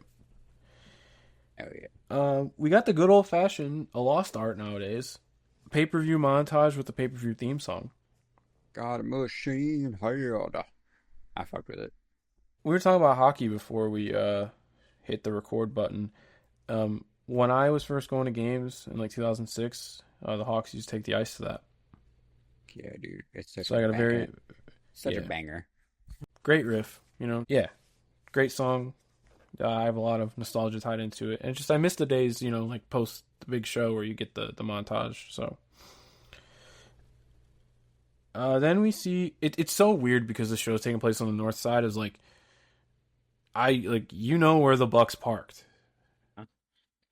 I think that reminds me of going to Wrigley. Like, you know what I mean? That's what I'm saying. Like you were, I was like, you're on the north side, north side. You in the lucky no game going on right now. Yeah, or you have to pay. They don't have the money to pay for that parking. Yo, I love this though. This had me laughing. Like It's a good bit. I like my little jokes in wrestling, so like this is funny, especially when they came out with their trying. Oh, we'll get there. We'll get there. Yeah, I will just say this: like, if we're gonna do this for a while at the Bucks, it feels more like instead of all of us being in on the joke, it kind of feels like more of them being the joke. Which, in the context of TV wrestling, I think that works. But they had some great stuff later in the night. Opening match though, I thought this rocked actually. Kyle Fletcher versus Mascara Dorada from CMLL. I think this is the everything I've hyped up Dorada to be in these AEW collaborations. This is where he felt the most comfortable with the ring ropes. And Kyle Fletcher, I've turned the corner on him a while ago, but I'm like, dude, he's one of their better TV workers in my opinion. And I thought this was a really good match. He kicked the shit. Oh, first bell rang. Fletcher just ran and kicked him dead in the face. I fucked with this match. Like this was. I don't know. Like I said, I don't know much about Dorada, but I needed like you were telling me like you were looking for a good showcase. I liked what I seen here. Uh, I think this was his best showcase thus far. and I will say that I like this new. We're gonna get that mean streak on Fletch now because he was kind of showing bits and pieces that, like I say, the bell rang, he kicked him in the face and started beating the shit out of him. Yeah, give me that Fletcher all the time. Yeah, and he was doing more heat stuff instead of just going move for move. Because Fletcher, obviously, Dorada's a different wrestler, but like Fletcher can just do high impact, spotty stuff. Uh, but he based really well for Dorada. And the thing with Dorada is he's only been wrestling for 3 years, I want to say, 3 or 4 years. He's the kind of wrestler who will just try shit. And if it works, it works. If it doesn't, it doesn't. So you're bound to just see something really messed up, really crazy. I think of like it was a little bit unnecessary, like the setup to that Rana off the top, but it looked so crazy that I'm like, all right, dude, just go for it. You know what I mean? I love the fact where Fletcher caught him in midair. He didn't go power slam. He went lawn dart. Oh yeah, That looked so sick. Like Fletcher's cutoffs were all nasty. Dorada did all of his signature, just mind-boggling offense. This was just a really awesome TV match. yeah, I fucked with it. Good opening match. Yeah, Fletcher obviously coming away with the win and talking shit to the camera about Dustin stealing his big moment. And I'm like, this is exactly why I said just let it happen. Because now Fletcher has a goal, he has motivation, and he has this mean streak. Like, we're laying some foundation here for some really good TV. Yeah, I'm all with this one. Yeah. So really good opening match. If you didn't catch Dynamite, check that one out for sure. Fletcher obviously winning with his brain buster. More Young Bucks antics backstage. They're now back to Nick and Matt. No more God given names. Uh, they're just really just hamming it up with the EVP stuff being taken away. Like, we got a Chris Hero cameo, I seen that. I wrote that in my notes. and I gotta get that shirt he was wearing with the Dory Funk Texas Death Match rules on the back. I gotta go back and see which one he was wearing. I don't think I caught the shirt. Yeah, the AEW did their own rendition of when Dory Funk Jr. ran down the rules of the Texas Death Match. It's Oh, like in the same font. the white shirt, right? Yeah, Okay, it's yeah, I like in the did see same that. font and Yeah, everything as the original sign, and then the front's got like they just put AEW over the state of Texas, but it says Texas Death Match. That's a really awesome shirt. It's a nice nod to the past. yeah. I'm Okay, like, hey, Chris Hero's on my TV. That's awesome. I wish he was in the ring, but I hope he's doing well. watching Uh, him versus Pentagon in 2015. oh yeah. So Ricochet and the Gates of Agony kind of made a cameo in Tale of Don Callis. Are they associated now? Do we know this yet? I don't think so. I think it was just they showed up and then Don Cal. Okay. Yeah, I don't know. It was just weird. I think it's just like maybe like a red herring also kind of thing. I mean, if they ran Bucks versus Gates of Agony, I think that'd be cool. I think Gates of Agony need like a marquee match because I also think the power, like the big little dynamic there would work really well. Was this the part? Yeah, this is the part where Ricochet laughed at him, and then Yeah, they go, "We just teamed last week." yeah, nice bit of continuity there. Yeah, I'm cool with the Bucks kind of in this spot for now. Um, I think this will eventually lead to them kind of refinding themselves and just being the Young Bucks again. Even if their ring work this year I've enjoyed a lot more than years past. But Yeah, I think we're back on track with them. And we're getting some good stuff in the process, which we'll get to a little bit later. Hurt Syndicate pre-tape. Decent stuff from MJF here. Very convicted. Uh I kind of wish his sight's set on Hangman, but he's got a lot of business to attend to elsewhere. Mark Briscoe. I want to see that first. Um, I wonder who MVP was referencing though. He wants legendary tag teams to step up. Like who do you have in mind? that's not. I couldn't figure out who. I mean, not the Bucks, because why? Uh, FTR maybe.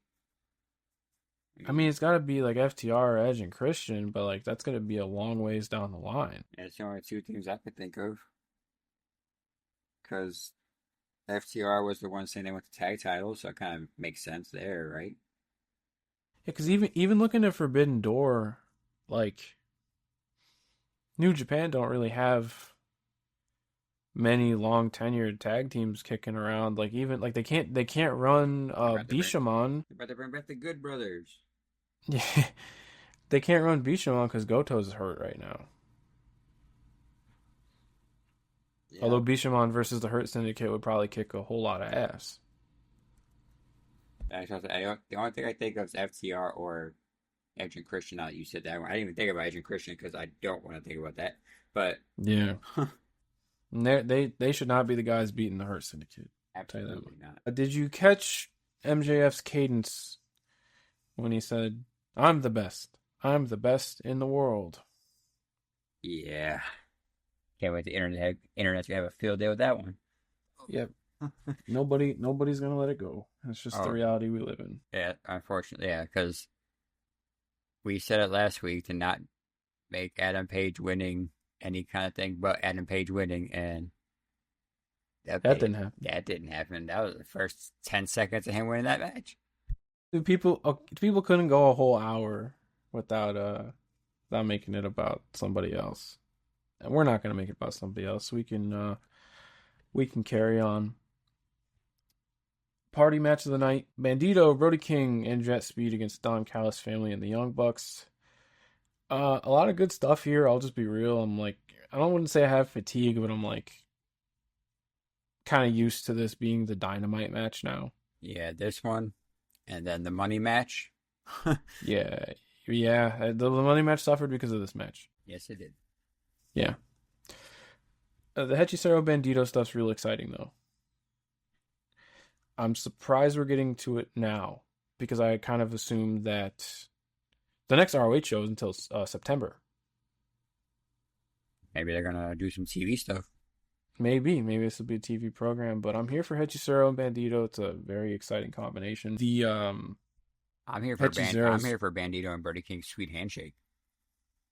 yeah, and I was thinking to myself, like, man, like I had to put two and two together in my head. I'm like, oh, they were in Ring of Honor for a few years together. That's why they're tight. Like Mm-hmm. that's nice continuity there as well. Um,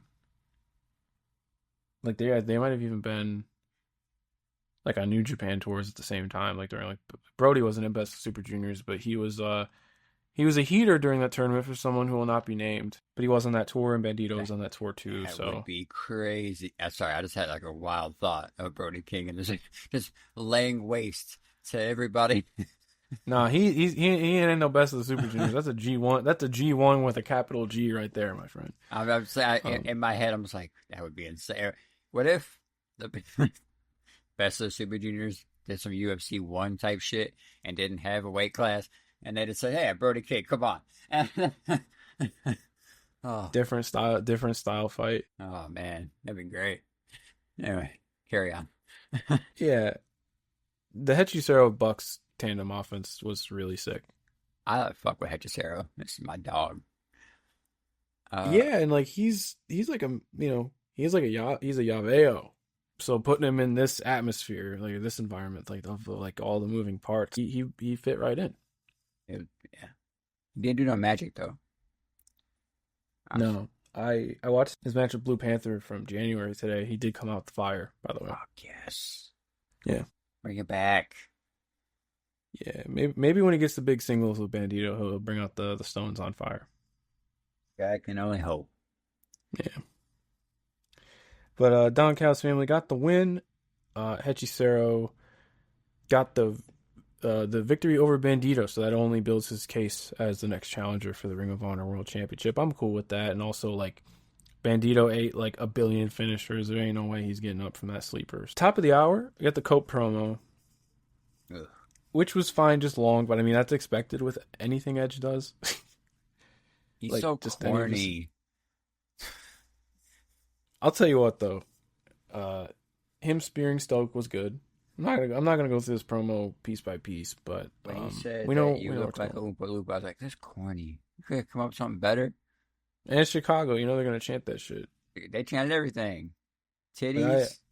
They yeah chant. yeah look I frequent Chicago shows when life allows me to and money allows me to, but I say we've unfortunately contributed some pretty wild chants over the years. I So contributed to the meat chant. I'll say it. It was funny. So weird. yeah, there's usually like one a year that ends up sticking, which is insane to me, but it's just how it works apparently. But did you catch Kevin Koo as a security guard? I caught Kevin Koo as a security guard. I also caught Kevin Koo not keeping a straight face the whole time. Just want to throw that out there. That man was smiling his ass off. He tweets like, "Yeah, I don't know, something along the lines." Paraphrasing, was just like, "Yeah, I don't know if I'm the best security guard." I'm like, "Dude, you should be, get your boots on." I actually, he might have just had surgery. Um, I got to see what I his think, whereabouts I think he was okay. They said because he was looking for. is. Did he work Tag Festival? I think so. Okay, that's good. Let me look Uh, here. yeah, I want to say he did, but because I want to say they were trying to take bookings for something. So they said they had an opening. So I was gonna say, if there's any DPW show, Violence is Forever working, right? Yeah, Tag Festival 2025. There's no information on Cage Match. Okay. unless they, like I said, unless they pulled him. But as far as I Yeah. know, he was still Again, there. I still gotta do my DPW catch up here soon. But I'm a little behind. I gotta get back onto it. yeah, yeah. Hearing great things though. Always good to see him in the Ring of Honor AEW orbit. I just wish they actually used him more. And I'm like, come on, like you got Calvin Tankman and Kevin Koo as security guards, like give Something. him a Ring of Honor match, yeah. Like, come on, Do it for the dogs. yeah, let's go. But that's the hog dippers and us shining through. Yeah. One day we'll go. I want VIF for FTR. Give it to me. Let's go. I think their match was a draw, right? Like they gotta settle that. Yeah, that's what I'm saying. To get right back. Yeah. Mark Briscoe pre-tape was awesome. Yeah, he was more serious. Yeah, You know, walks like a bitch, talks like a huh. bitch. It's a It's a bitch. bitch. And I will say, I'm glad. Not glad. Uh, it was crazy to hear him like say like the only reason he's like, yo, the only reason I got on here was a tragedy. I was like, that's crazy that they said it out loud. Yeah, regardless of the context of of the promo, just the situation that he's in with MJF. Not talking about the real serious stuff, but just how the program's gone. Like I want to see him put MJF's head on a spike. Like they're doing a really good job of building this match and getting the heat where it needs to be. Like I want Mark Briscoe to whoop that boy's ass. You need to do something. Like I'm really this is the most excited for an MJF match I've been in years, genuinely. Yeah. So good work all everyone involved.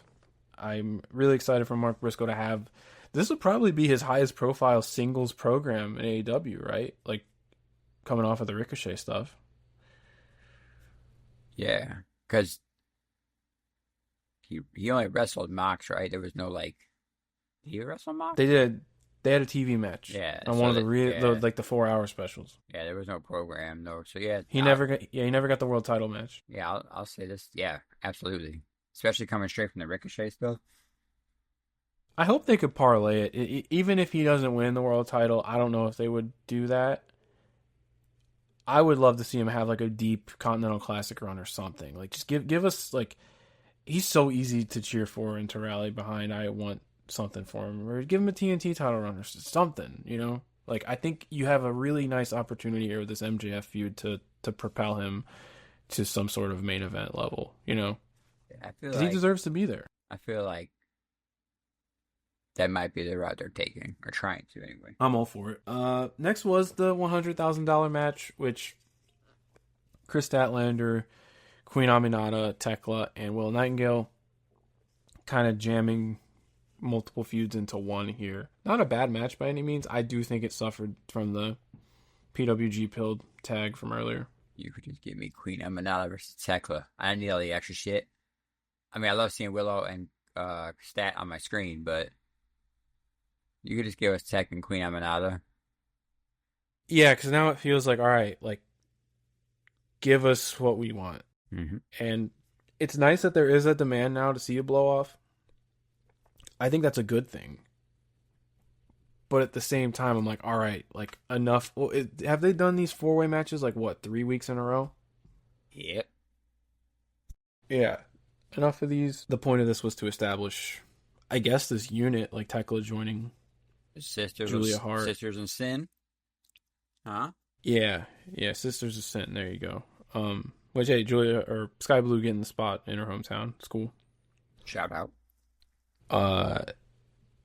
I just want, I want a little bit more focus. Like they did I think one of the biggest positives of AEW's year is establishing an actual women's mid card instead of it being the champions and everybody else. But now that you have this mid card, I think it's time to start going a little bit deeper with these programs and like actually developing different feuds that don't involve a title. Yeah. You have one right here. That's why I love the Tekla and Queen Emanala one. Give me that one. Yeah, so I'm ready for them to actually have this match. I mean, you still have one with Stat and Willow, technically. So I think there's some positives there, but I think that it just needs to be a little bit more organized, so to speak. That's the point I'm trying to make. Tony Storm promo. This looked phenomenal. They made the most out of the Aragon architecture. I think you would agree with that. Absolutely. I still love that red shading. Red dress to complement that. which was a nice touch. Shed Luther got hurt. Damn. And Yeah, that dude, he's been bumping, man. and Taz lie. It's like, oh, we got some bad news. Luther got hurt. Taz goes, that's actually good news. And I, Oh my gosh. Did you catch? Oh, I didn't bring this up earlier, but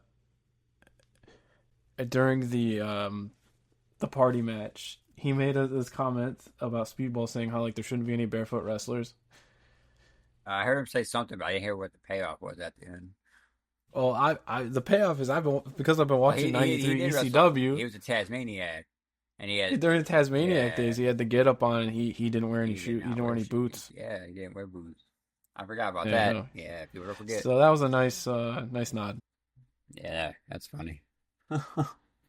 So that was a nice little some nice self deprecation there from Taz. Always with the one liners Taz is, but this was very much just a Tony Storm promo, using all the innuendos and some less forward than others.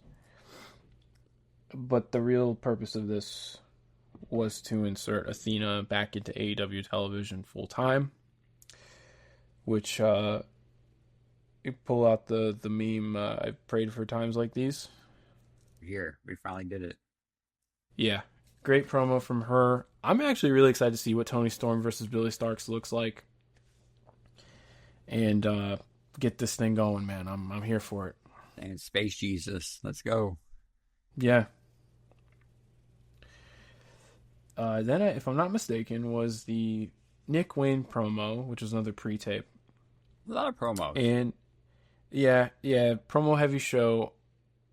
I don't think this was a bad follow-up show though, and that's something AEW struggled with in the past. No, it was the new era of AEW. It's setting up for a lot of. It's still filling in some of the gaps we were left with.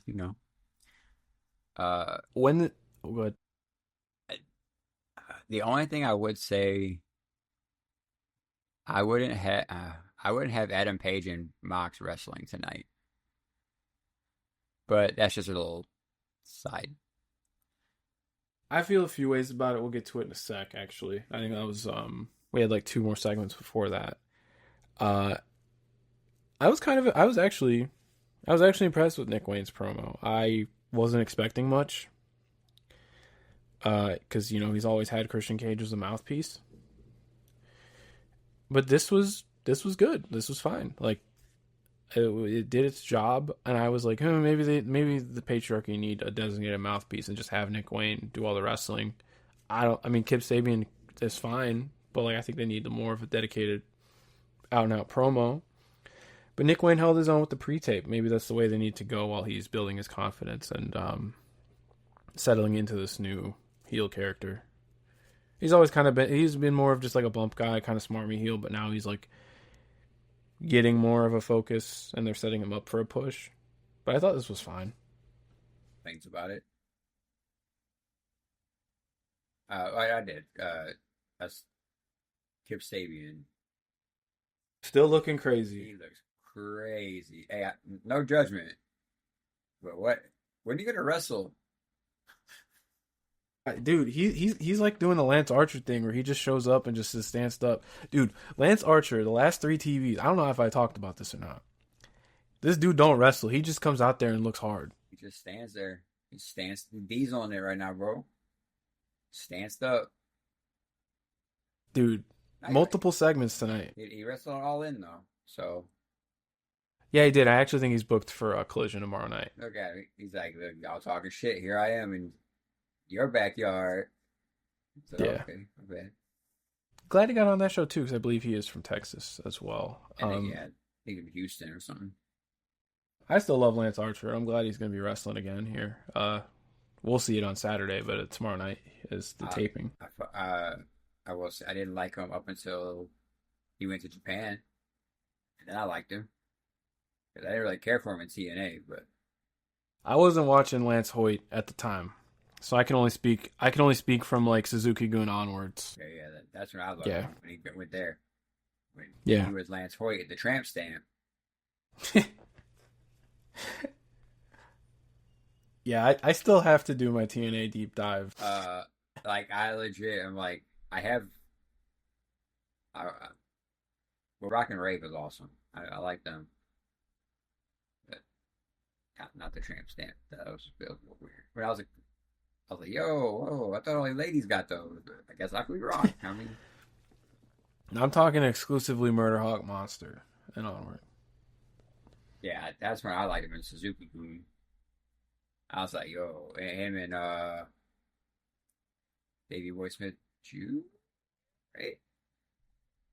Yeah, and then like a lot of solo G1s and stuff. A couple US title runs in there. Yo, every time Moxley had that U.S. title, that's when our Archer was like, "Give me that. We about to run it back." That Yeah, I think they did. I think they did a death match in Japan and in yeah, America, and like, they did. mm. Because that was my running joke. I was like, "Yo, Mox better never get that U.S. belt because Archer gonna be right at your door." Lo and behold, before we got to the main event, we had a impromptu Okada match. I kind of wish he did one entrance with all three belts, like Triple Crown style. I kind of wish he didn't Um, change his music. yeah, well, let's talk about that. I do want to say though, I liked the belt when it was unveiled. Seeing it in use, I love the belt now. I think it's a really great design and it fits him, and it does feel like that, like the current Triple Crown design, which they might have been going for, pulling in for influence from that. Um, yeah, no coin drop. This is a licensed song, Someone needs to revoke and that license. yeah, I like. I don't know what to think because I'm like, yo, like, I don't know whose call this was. I don't know if they're thinking, hey, let's retire the coin drop with the last Kenny match, but I don't like it. I hate every second. I said, "Who is this?" And there's Okada. I said, "Nope, I wrong." don't. I have to listen to it back. I don't think like just the Rainmaker song fit him fine. I don't think this like the energy of this didn't really fit him. I don't know. I'm not feeling it. I know he's only had one song for the last 13 years now, 13 and a half years. But like I think when you have a song for that long, and if you didn't have to change it when you changed companies, like just ride it, dude. That's your song. But he has squash against Rafael Quintero. Is he like a local? Is he a like freelance wrestling in Chicago? Do we know? If I had to guess, maybe I'm Let me not gonna see throw it out there here. though. Yeah. Oh, I will say, Yeah. actually looking that up, I saw JCW versus GCW is happening at the Gathering of the Juggalos, and Stephen Flo is on there. It's my dog Stephen Flo. This guy works like Green Bay, Berwyn, Highland Park. He Like, doesn't work freelance in the city, but he's local, like Midwest indie guy. sounds Yeah. like the Wisconsin loop. A lot of Berwyn shows, Franklin Park. Yeah, yeah. Ottawa, Illinois. Says here. So yeah, Illinois guy. Um, was born in Mexico according to Cage Match, so that's cool. Uh, 2 years of in-ring experience. Anyways, 2 years he had to uh, go against the Okada. That's crazy. yeah, on TV. Good for him, man. Good for him. Okada wins in quick fashion with the Rainmaker, and it looks like we're getting a Swerve Okada feud. Didn't love their first match. I don't know if this is the Forbidden Door match, but we'll see. I think it's nice though that they're immediately like, all right, we have something for Swerve. We're not gonna throw him into this Hangman title reign just yet. Crashing out. I, I was like, I never seen him get so loud. But yeah, bitch. I was like, oh yeah, but I'm hoping that the second one because I don't remember their first match much, so that's It why was like a random TV main event last year. Like it was extremely fine. that's probably why I don't remember because there's nothing to write home about. But Yeah, yeah. I'm excited to see this one now. So, Yeah, especially clearly that's going to be after their little. Well, there wasn't even like a promo. It was just Swerve coming out and saying, "Yeah, I did, and what you gonna do about it, bitch?" And I said, "Yeah, this is mhm. that intensity is good. So I hope it could translate into the match." Before we get into the main event, you mind if we take a quick break? I agree. Thing. Yep, BRB. Main event time. The Death Riders are back. Moxley not taking any breaks, at least as of now. Moxley, Claudio, and Yuta taking on team of Powerhouse Hobbs, Mark Briscoe, and the new AEW World Champion Hangman Adam Page, who really tried to sell the death match, kind of limping to the ring and at certain points of the match, but he didn't wrestle really hindered. It still felt like Hangman, so to speak. What do you think of the main event? I mean, it's a good TV main event. The Death Riders entrance at the Aragon was sick. With Might have been my favorite of theirs, quite honestly. yeah, with Claudio and the Shaggy Dog just hanging out on the steps. Uh, Mm-hmm. but yeah, no, I liked it. It was a good match. I mean, like I said, my only issue was I wouldn't put Ed or Hangman and Mox back in the same ring right after they just had a Texas death match for 35-ish minutes, right? More than that, yeah. But I mean, that's neither here nor there, I guess. Sure. Yeah, the entrance was phenomenal. I think it might have been my favorite of theirs. I feel like when they're in these more unique venues, they're not just in like the basketball arena. They try to do cooler stuff like this. This might be my favorite. Some different Claudio ones. I remember it was like at Hammerstein. They had him come out of the elevator, Yeah, that part. That was and like I think then that's my favorite one. Was him coming out that elevator. and then at one of the crazy long TVs, they had him like in like red LEDs. It looked like the staircase scene from Paris, Texas. Oh, I remember that one. That one was sick Yeah. too. The thing I love about this one though was they were able to do it in one shot. Moxley coming in, pan over to Marina, pan over to the rest of the team, and then trailing behind them as they went up the staircase and then right into the crowd of people. That was just really good TV, man. As far as the match goes, I love what they did with this because to an extent I do agree with you. Maybe not have Moxley and Hangman wrestling right away. But the whole point of Moxley being in this match was he was ducking Hangman the entire time. And he didn't really eat shit until after the match. Like when Darby did the distraction. It's Sting. No, so on paper I was like they should have did that, and then, like I still. But then seeing how Mox acted, I was like, okay, that makes more sense now. But I think I'm just so programmed to like not having that. You know what I'm saying? Like they just had a big blow off, and then they're not going to touch each other for like. I don't know. Yeah, exactly. Because I just expected Moxley to be off of TV for a while. Yeah, you said, And uh-uh. who are your top heels without him? Oh, it has to be MJF, right? Yeah, MJF is your. Like kind of de facto number one, and then in the wings, it's like I think Fletcher could be there, but I think they're giving him this mid card belt first. Yeah, I mean, Don Callis.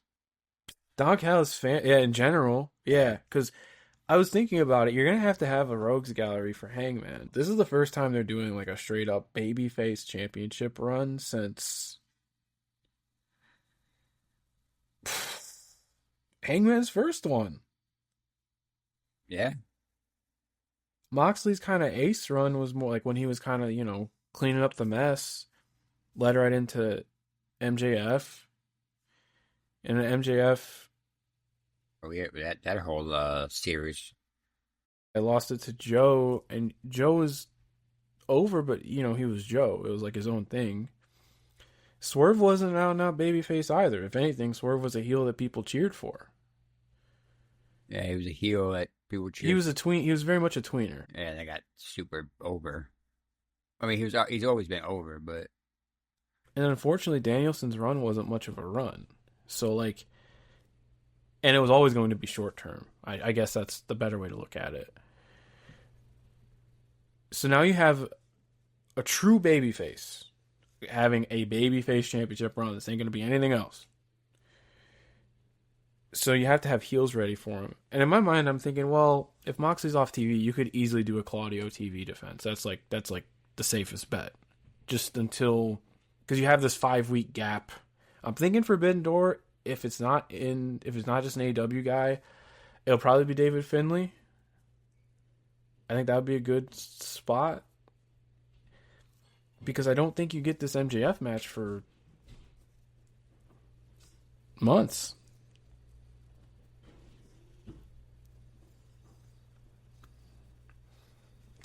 Yeah, I don't know. That's hard. I don't know who he would do. Yeah, it's interesting. I want to see what they do and maybe if they turn somebody. I'm not quite sure, but I'm here for the Hangman run. I'm very interested to see where they go with it. I think what they did tonight functioned as more of a way to tell you that Hangman has Moxley's number. And I think Moxley's going to turn his biggest issue right now is with Darby Allin. And I cannot wait for that. Dude, holy fuck. The, Everything just feels so soon, though, because they have until the next straight up AEW pay per view is 2 months, 3 months. hey, That's a lot of TV. they must have a bigger picture somewhere. But I'm more curious than concerned. Like I'm excited, not concerned. You know? Yeah, give me that Mox and Darby. Just give it to me. Get Their match last year rocked when he like stuck his arm in the ring post. Yeah, but listen, they're more advanced now. Yeah. I seen my man Mox take a fork to the head 1,000,000 times in slow motion. So Yeah, we gotta raise the I seen bar Darby here. fly through glass. Yeah. But as far as the match goes, He got thrown out of a helicopter at this point. I mean shit, his first match, I think they did the body bag spot, right? The guy with Brian Cage. Yo, the first match I ever seen him. Well, not the first match I ever seen him. I was at All Out with AEW and he did that barrel spot. I remember that with Joey Janela and another person that shouldn't be named. But yeah, that I said, yo, what's this guy do? Oh, that's what he was doing. And yep, I'm sold. Yeah, that'll be an awesome feud. And like now it's like you get Darby back, you still have Moxley, and he's not in the main event scene. That opens up so much more. Like I think by the time you get to All Out, and you could do like Hangman versus whoever as your main event, but then you'll have the likes of like Moxley, Darby, MJF, Briscoe. Like you got some really good stuff here as long as you stick the landing. I'm assuming if Joe comes back, you get Claudio versus Joe. I love their TV match Yeah. from a couple months ago. Like, yeah, dude, like we got some good stuff here. Like, I'm excited to where AEW is going. Someone just needs to shave Wheeler Yuta's head. Please. Just give it to me. Maybe Danielson. He took a back bump. And he dove out the ring. He's a tope. That man will wrestle again. We're out here. We're manifesting it. We'll get there when we get there. Overall, though, I thought this was a good follow up. I'm not mad that they're taking their time because they again, next pay per view isn't for 5 weeks, and like Forbidden Door is almost like it's not non canon, but it's almost like you're not going to have your big blow offs there. Yeah, you're not going to do that because Forbidden Door is known to be a cursed pay per view. Right? Yeah, Kind of. every now every and now and then. But yeah, we'll see. We'll see what happens, I guess. Yeah. Overall, though, despite how long the pay per view was, I came away from it, just with one of the matches of the year, I would say, and I had a lot of fun with this TV. Yo, we're so back. We are so Wrestling's fun, man, and like I said, even when WWE's showing signs of life with creative, because of how creatively bankrupt they've been this year, and a whole bunch of other stuff that I have to catch up on. It's fun time right now. Speaking of, G1 starts this weekend. Hell yeah, let's go. And I'm going to share one tidbit before we head off here because we're approaching 2 hours. Somebody asked Tanahashi about his retirement, and he said he'll be at peace with retirement when he gives up on winning the world title. And I think we need to strap in for this last Tanahashi tournament because I really think he's going to take us for a ride. Gonna do Eddie Kingston. I don't know if he'll go all the way.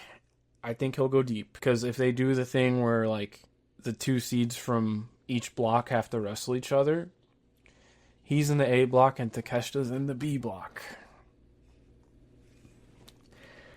So I think we're getting the rematch. And maybe that's where our dreams die, but it was glorious the first time. I'll gladly take it again. But next week I'll have some G1 thoughts. I think I'm going to do some little write up on Tanahashi's matches just because this is the last dance, like for real now. Yeah. Like it's starting to feel real. So I might do some thread stuff on Tanahashi over at twitter.com, x.com/IrStyleon, whatever you want to call it, Blue Sky, all that jazz. But you can find me on there, and you can find Chris on there at the Loser Weight. We'll be back next week. I'll have some G1 things to say, and we're going to get back into our regular rhythm of just plain old AEW Dynamite and whatever else wrestling we watch. So, Chris, you got anything else for us? I got nothing tonight, my friend. It's always fun. We're here. Yes, I had a great time tonight, and if you got this far in the episode, we hope you did too. Thanks again. We'll talk to you again next time. See ya.